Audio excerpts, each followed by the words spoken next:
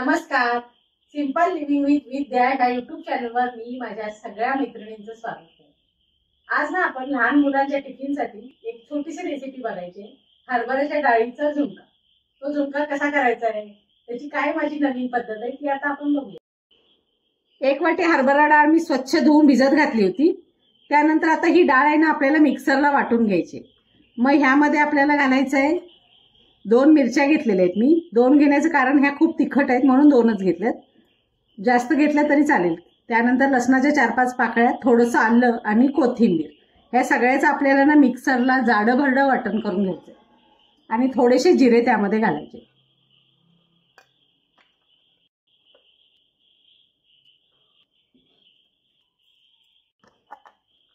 हे बघा, अशा पद्धतीने आपल्याला जाडं भरडं वाटण करून घ्यायचंय, जास्त बारीक करायचं नाही.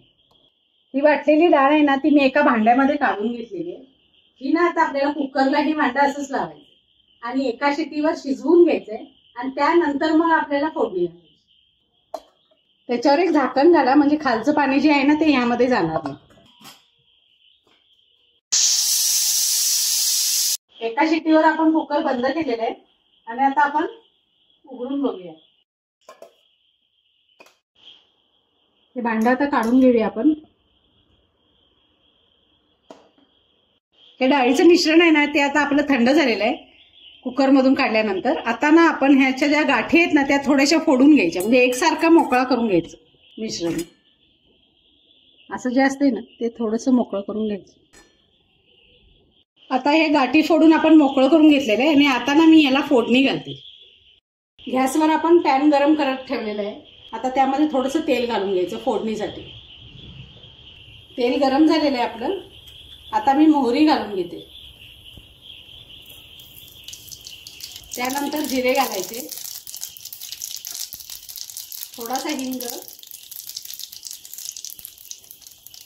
गॅस बारीक करायचा. त्यानंतर कढीपत्ता. आता कांदा घालून घ्यायचा. छोटे छोटे 2 कांदे चिरले होते मी यासाठी. कांदा छान परतून घ्यायचा आपल्याला गुलाबी रंगावर आणि तो परतत असतानाच ना काही मसाले घालून घ्यायचे. हळद घालूया अर्धा चमचा. खरं तर मी वाटताना हिरवी मिरची वापरलेली आहे, तरी पण थोडासा रंग छान येण्यासाठी चव जराशी बदल होते म्हणून आणखीन थोडंसं लाल तिखट घातलं मी. छोट्या चमच्यानंच घातलेलं आहे मी रंग येण्यासाठी. गॅस बारीक ठेवा मसाले घातल्यानंतर. आता हे छान परतून घेऊ. ही डाळ ना आपण कुकरला शिजवून घेतलेली आहे ना, त्यामुळे आता पुन्हा एक्स्ट्राचं आपल्याला हे खूप शिजवावं लागत नाही किंवा भाजून घ्यायला लागत नाही. फक्त एकसारखं मिक्स होऊपर्यंत परतून घ्यायचं छान असं. थोडंसं मीठ घालूया आता आपण ह्यामध्ये आणि थोडीशी साखर. आता छान परतून घेऊया.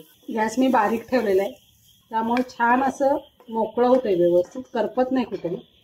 हा पॅन आहे पण तुम्ही कुठल्याही कढईत किंवा ह्यात जरी करत असला ना तरी बारीक गॅसवर करा. आणि पॅनमध्ये तेल खरोखरच कमी लागतंय, पण तुम्ही जर कढईमध्ये वगैरे करणार असाल ना तर थोडंसं तेलाचं प्रमाण वाढवलं तरी चालेल. जर तुम्ही कुकरला न लावता हा झुणका केला ना तर कमीत कमी 10-15 मिनिटं आपल्याला परतायला लागते ते तेलामध्ये, तर ती डाळ शिजली जाते व्यवस्थित.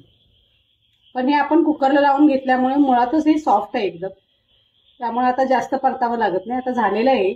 गॅस बंद केलाय मी आणि त्यानंतर ना थोडासा लिंबू पिळायचा ह्याच्यावर.